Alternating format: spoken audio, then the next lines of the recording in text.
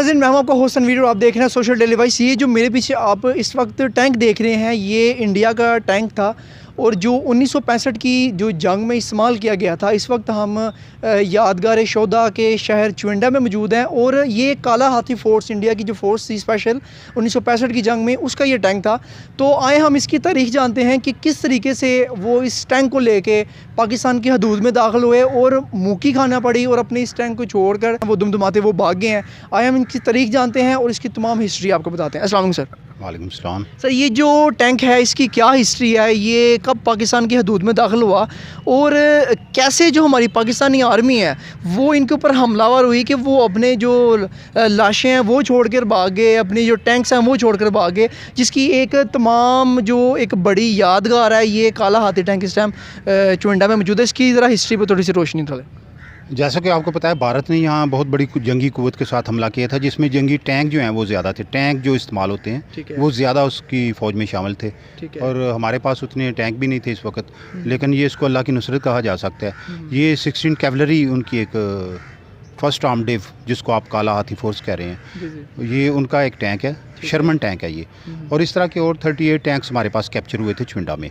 इसीलिए इसको चुंडा में को टैंकों का, भारतीय टैंकों का कब्रिस्तान कहा जाता है। ये टैंक बहुत अरसे तक इधर रहे हैं हमारे चुंडा में।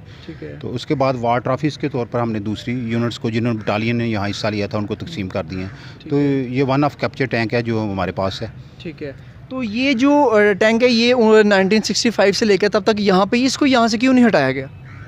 नहीं, ये टैंक एक्चुअली सारे चले गए थे इधर से। ठीक है। तो बाद में जो 65 टैंक्स हैं वो लेके जा चुके हैं यहाँ से आर्मी। डिफरेंट टैंक्स जो हैं वो उनको वार ट्रॉफी के तौर पर डिप्लॉय कर दिया हुआ था। ये भी सियालकोट में पड़ा हुआ था यूनिट किसी के पास। तो जब ये चुंडा पार्क बनाया, यादगार शोहदा बनी है, तो 20 के ऊपर साल हो गए हैं ये इधर आके उन्होंने रखा हुआ है, ताकि लोगों को उस इबरतनाक जो उनको शिकस्त हुई थी उसकी एक निशानी के तौर पर कैप्चर्ड टैंक जो है आर्मर्ड, वो आपको दिखाया जा सके। अच्छा, इसमें एक और चीज़ बताएं कि हमारे जो शोधा थे वो टैंकों के नीचे लेट के अपने आप को उड़ा देते थे, अपने आप को शहीद कर देते थे इन टैंकों को रोकने के लिए। क्या ये बात सच है और इसकी कितनी सदाकत है?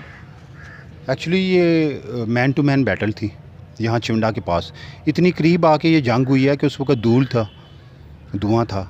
ये एक बड़ी गुमसान की जंग हुई है और उस वक्त ये खेत है बाहर, सारा कच्चे का इलाका है, तो इतनी ज़्यादा विजुअल पावर नहीं थी जिसको हद नज़र कहते हैं। तो दुश्मन के बहुत करीब होके एक दूसरे का सामना करना पड़ा। उसी सिलसिले में उनकी जो इन्फेंट्री यूनिट थी, टैंक यूनिट थी, हमारे जो जवान हैं उन्होंने बहुत करीब होके उनके साथ जंग लड़ी है, हाथापाई जिसको कह सकते हैं आप, मैन टू मैन। तो इसमें क्वाइट पॉसिबल कि बहुत से शहादा ने अपनी टैंकों के नीचे लेट के जान भी दी हो।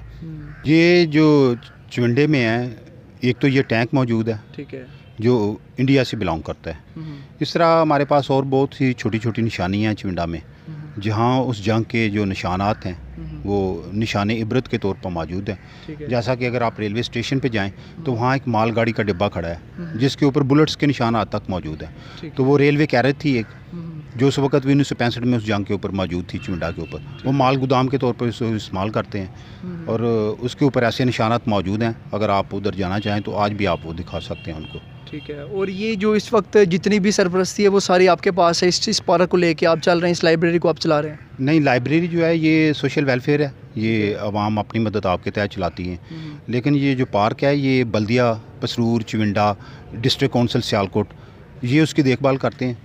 और ये टैंक और ये जहाज़ जो है ये फ़ौजी तनसीबात के तौर पे उन्होंने रखी हुई हैं। तो मिलिट्री जो है इनकी हिफाजत करती है, हर साल इनको देखभाल करते हैं, रंगो रोगन करते हैं, इसका मेंटेनेंस करते हैं इसकी। तो ये मिलजुल के ये काम हो रहा है, सोशल सेक्टर से, गवर्नमेंट सेक्टर से और मिलिट्री सेक्टर से, ये तीनों का प्रोजेक्ट है। तो ये जो पीछे जहाज़ लगा इसकी भी इसके साथ कोई तरीका है या वैसे बनाया गया है? ये आपको पता है सैबर है, 1965 में ये पाकिस्तान ने इस्तेमाल किए थे। तो MM आलम जी ने अपने वो वर्ल्ड रिकॉर्ड बनाया हुआ 5 तैयारी कराने का एक ही फ़्लाइट में। तो ये इसी तरह का एक त्यारा था उनके पास, सैबर। ये वो वाला नहीं है, लेकिन वो माल रोड लाहौर पे खड़ा है। ये भी उस जंग में यादगार के तौर पर रखा हुआ है कि हमने ये एयरफोर्स ने, आपको पता है उस जंग में पाकिस्तानी एयरफोर्स का बहुत यादगार किरदार है हमारे चुंडा के महाज के ऊपर। यहाँ उन्होंने 3-4 बहुत अहम किरदार अदा किया, तोप खाने का, सारी फ़ौज, ये टीम वर्क होता है और मिलजुल के उन्होंने दुश्मन को इधर शिकस्त दी है।